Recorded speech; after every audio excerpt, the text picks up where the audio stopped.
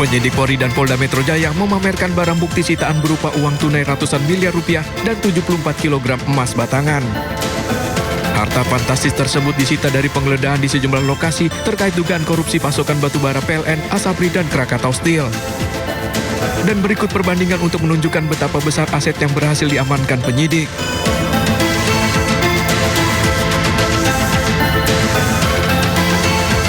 Emas yang disita mencapai 74 kg atau lebih berat 2 kg dibandingkan lapisan emas di puncak Monas yang beratnya sekitar 72 kg.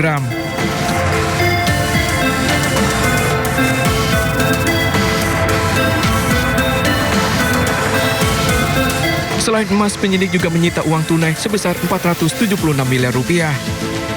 Jika dikonversi dengan harga rumah subsidi dengan asumsi 1 unit rumah seharga 166 juta rupiah, nilai tersebut setara dengan 2.867 unit rumah subsidi. Besarnya aset yang disita memberikan gambaran skala perkara yang sedang diusut. Penyidik juga masih terus menelusuri kemungkinan adanya aset lain yang berkaitan dengan dugaan tindak pidana korupsi tersebut. Tim Liputan iNews melaporkan. Pindah penanganan menuai pertanyaan. Kasus korupsi yang diduga melibatkan mantan Jampitsus Febri Adriansyah dialihkan dari Kortas Tipdikor Polri ke Kejaksaan Agung. Di tengah perdebatan soal dasar hukum, prosedur, hingga potensi konflik kepentingan, publik ini menanti apakah langkah ini justru memperkuat penegakan hukum atau justru memunculkan pertanyaan baru tentang kepastian hukum. Dan untuk membahas lengkapnya lebih lanjut telah bergabung bersama kami ahli hukum pidana Universitas Al-Azhar, Bapak Suparji Ahmad. Ya Pak Suparji, apa yang harus dipahami oleh masyarakat dari pelimpahan penanganan perkara ex-Jampitsus Febri Adriansyah ini, Pak? Dan bagaimana Bapak melihatnya? Pertama, ini kan sudah menjadi fakta hukum kan, tentang pelimpahan perkara kaitannya dengan TPPU, Asabri, Krakatau, dan kemudian kasus batubara dari tim Tipdikor Polri ke Kejaksaan Agung. Persoalannya adalah apakah pelimpahan tadi itu melanggar hukum, melanggar prinsip keadilan, atau kemudian menimbulkan berbagai spekulasi baru. Maka untuk menjawab itu tentunya kita melihat landasan yuridisnya. Secara yuridis bahwa penanganan perkara itu bisa terjadi pelimpahan kan, baik dari polisi ke kejaksaan, dari kejaksaan ke polisi, atau polisi ke KPK, dan itu mekanismenya diatur dalam satu undang-undang dan tidak ada ketentuan undang-undang manapun yang melarang bahwa pelimpahan perkara dari polisi kepada Kejaksaan Agung. Tidak ada satu ketentuan bahwa satu perkara itu dilimpahkan dari polisi hanya kepada KPK. Tidak ada ketentuan yang kemudian membatasi secara ketat tentang pelimpahan perkara dari kepolisian ke Kejaksaan Agung. Itu secara yuridis. Secara sosiologis bahwa kita telah menemukan praktek seperti itu. Misalnya kasus Asabri adalah pelimpahan dari Polri kepada Kejaksaan Agung. Atau sebaliknya, ada satu fakta sosiologis bahwa perkara tentang satu perkara tertentu ya, waktu itu juga dilimpahkan dari kejaksaan kepada Polri. Jadi hal tersebut bahwa dalam prakteknya sudah pernah terjadi.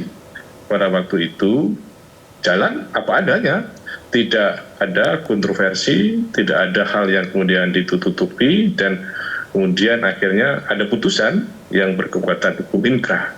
Jadi secara sosiologis bahwa itu memang pernah terjadi.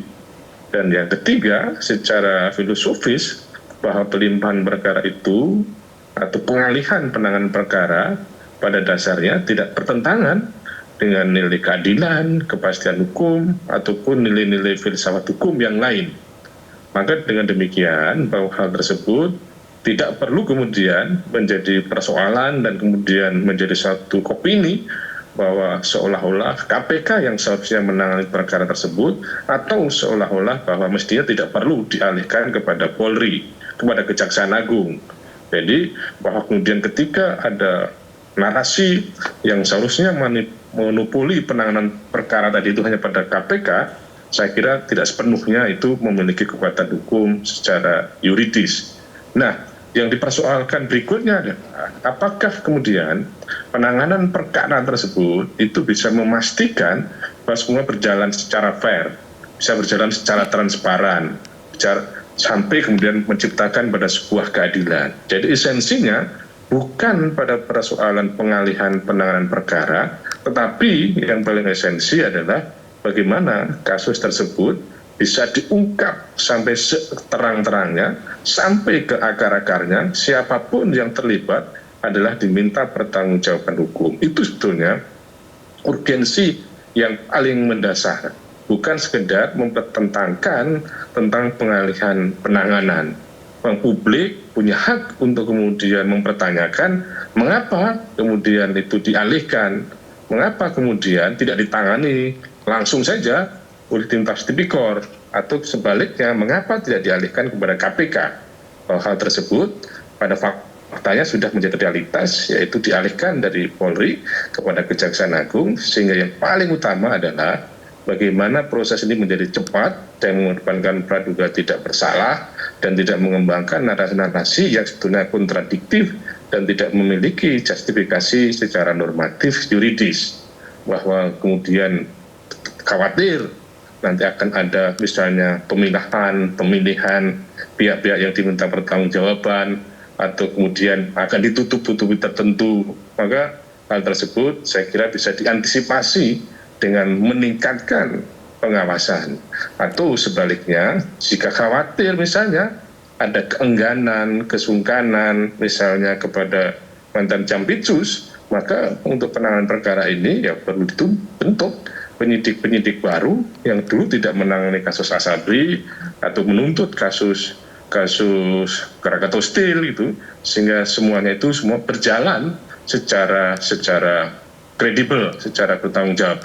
Jadi bahwa kalau kita pertanyakan apakah pengalihan ini akan memperkuat atau sebaliknya kompromi, maka tentunya akan kita dorong, kita semua memiliki kewajiban untuk memperkuat memperkuat kepada proses penegakan hukum itu sesuai dengan fakta yang sebenarnya. Itu yang harus dilakukan.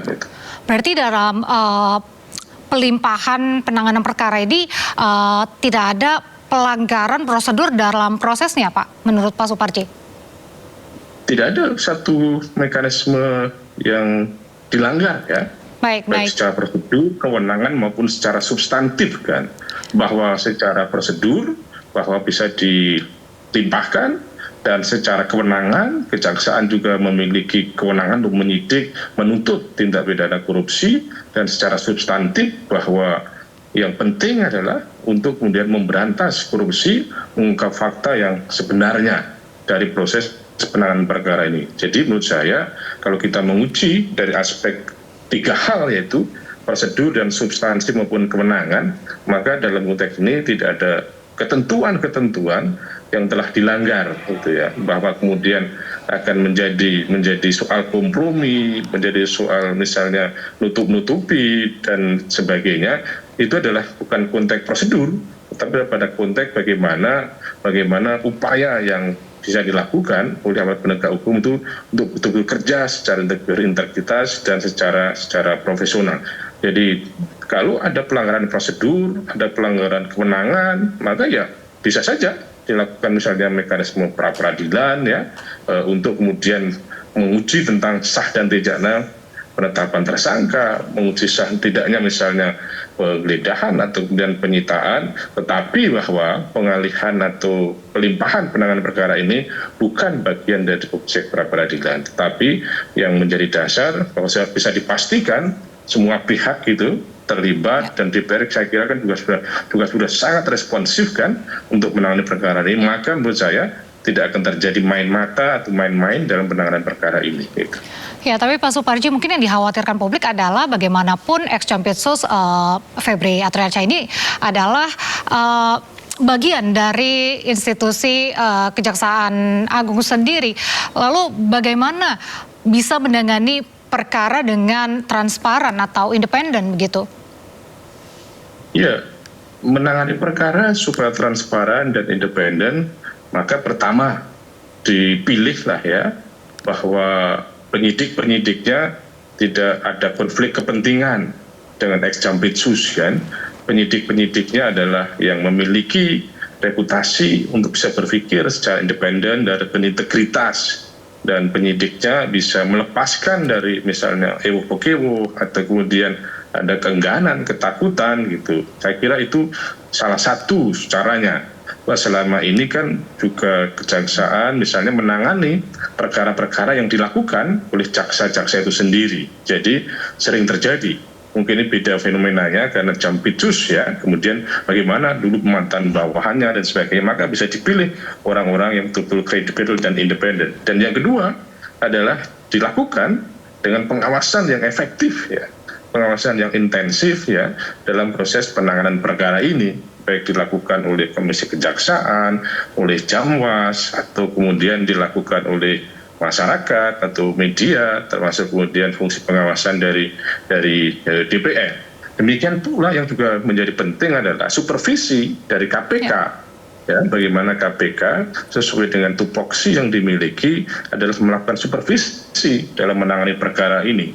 Jadi banyak instrumen untuk bisa memastikan terjadinya penegakan hukum dalam kasus ini tidak terjadi kompromi, tidak terjadi misalnya untuk misalnya melindungi mantan atasannya dan sebagainya, karena dunia semakin transparan, proses penegakan juga semakin bisa diakses berbagai pihak. Jadi yang ketiga, instrumen yang bisa dilakukan untuk memastikan dalam penanganan perkara ini, maka perlu ada satu perkembangan yang diungkap secara transparan, secara berkala, secara rutin, sehingga publik menjadi mengetahui. Tetapi semuanya harus tetap mengedepankan asas praduga tidak bersalah, gitu Mbak. Setidaknya ada 3 hal tadi yang bisa kemudian menjadi koridor untuk menguji bagaimana proses penegakan hukum itu bukan suatu hal yang kompromis itu. Baik, Pak Suparji dan juga pemirsa, ini dalam rapat bersama DPR membahas RUU perampasan aset, Wakil Ketua Umum DPN Pradi Sutrisno menyoroti mentalitas aparat penegak hukum di Indonesia yang kerap menyalahgunakan wewenang. Mari kita simak pernyataannya. Bahwa kalau kita bicara tentang mentalitas aparat penegak hukum di Indonesia, kita semua mungkin semua tahu bahwa banyaknya penyalahgunaan kewenangan yang dia miliki terhadap masyarakat, yang ini akhirnya merugikan bagi negara dan juga bagi masyarakat. Dalam beberapa bulan terakhir ini bisa kita lihat bahwa banyak aparat penegak hukum yang tindakannya itu sangat merugikan dan cukup menjadi satu pandangan bagi masyarakat bahwa hukum ini tidak pernah berpihak pada masyarakat yang paling bawah. Tadi kan Pak Sutrisno mengatakan bahwa mentalitas aparat penegak hukum di Indonesia ini kerap menyalahgunakan wewenang, dan juga oleh karena itu pejabat yang menyelidiki aset kejahatan itu harus berintegritas. Nah, bagaimana ini untuk memastikan aparat penegak hukum agar tidak memiliki mentalitas tersebut dan justru harus berintegritas dalam menyelidiki aset-aset kejahatan nih Pak? Dan mungkin untuk kasus pelimpahan penanganan perkara seperti ini juga bukannya justru akan lebih ideal jika ditangani lembaga lain agar tidak muncul persepsi konflik kepentingan justru? Ya, bahwa soal integritas itu harus dimiliki seluruh anak bangsa ini, seluruh penyelenggara negara, bukan hanya aparat penegak hukum, bahkan partai politik juga harus memiliki integritas gitu. Jadi integritas itu memang sesuatu yang harus diimplementasikan secara otentik oleh seluruh anak bangsa, apalagi yang memiliki kedudukan seperti aparat penegak hukum di negara-negara yang lain, baik eksekutif maupun legislatif. Karena persoalan yang mendasar terjadinya perilaku-perilaku menyimpang, penyalahgunaan kewenangan adalah soal integritas. Jadi saya setuju, tetapi tidak hanya terbatas pada konstruksi domain aparat penegak hukum, tetapi harus semuanya. Dan yang kedua, bahwa untuk memastikan soal integritas itu ya dimulai dari proses rekrutmen, ya, proses pengisian jabatan, ya, proses promosi dan lain sebagainya. Maka itu yang kemudian menjadi faktor yang perlu diperhatikan supaya apa? Supaya dalam menjalankan kewenangannya itu tidak melakukan penyalahgunaan wewenang, tidak menyalahgunakan sarana prasarana, kesempatan dan lain sebagainya. Jadi rekrutmen itu adalah menjadi sesuatu yang sangat penting. Kemudian yang ketiga, bahwa dalam hal ketika sudah berjalan, maka pengawasan dan evaluasi secara berkala itu harus dilakukan bukan sekedar formalitas, bukan sekedar secara parsial, tetapi harus secara komprehensif, secara mendalam, dan secara menyeluruh. Sehingga fungsi-fungsi pengawasan tadi itu menghasilkan tentang adanya penyalahgunaan wewenang dan perbaikan-perbaikan secara signifikan. Dan yang keempat, apakah sebaiknya tidak dialihkan kepada misalnya instansi penegak hukum yang lain untuk menjamin terjadinya integritas, maka ini pun juga tidak akan menjamin bahwa soal pelimpahan pada institusi tertentu itu bisa memastikan terciptanya sebuah integritas. Karena juga kita menyaksikan bahwa di institusi-institusi tertentu juga terjadi penyalahgunaan wewenang. Maka ya bukan soal kelembagaannya, tapi adalah persoalan individu yang kemudian diberikan kewenangan dan soal pengawasan yang perlu dan didorong untuk lebih benar-benar pengawasan yang secara melekat dan kemudian secara mendalam. Jadi tidak ada jaminan juga gitu. Kalau kemudian dilimpahkan pada institusi tertentu, kemudian akan melahirkan penegakan hukum yang tidak terjadi konflik kepentingan.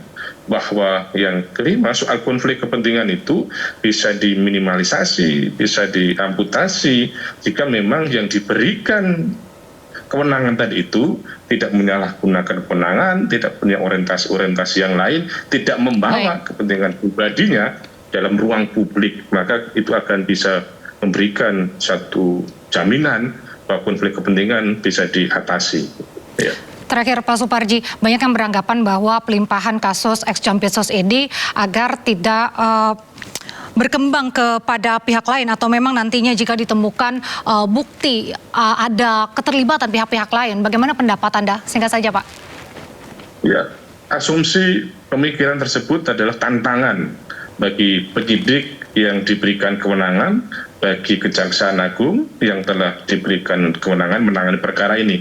Ini adalah sebuah tantangan yang benar dijawab dengan jawaban-jawaban bahwa memang semuanya akan dilaksanakan dengan transparan, tidak ada yang perlu dilindungi, dan masyarakat bisa saja kemudian memberikan kontribusi mana yang seharusnya diusut, mana yang seharusnya kemudian diungkap, sehingga penyidik pun juga memiliki referensi, memiliki dasar untuk mengungkap satu perkara ini. Jadi masyarakat perlu terlibat, perlu memberikan data-data. Seandainya memiliki data-data tersebut, jangan kemudian kita punya asumsi misalnya terlibat, terus kemudian ini ternyata dilindungi. Nah, keterlibatan yang dalam persepsi publik tadi itu disampaikan kepada penyidik, supaya kemudian penyidik ikut mendalami keterlibatan pihak-pihak tertentu gitu. Ya.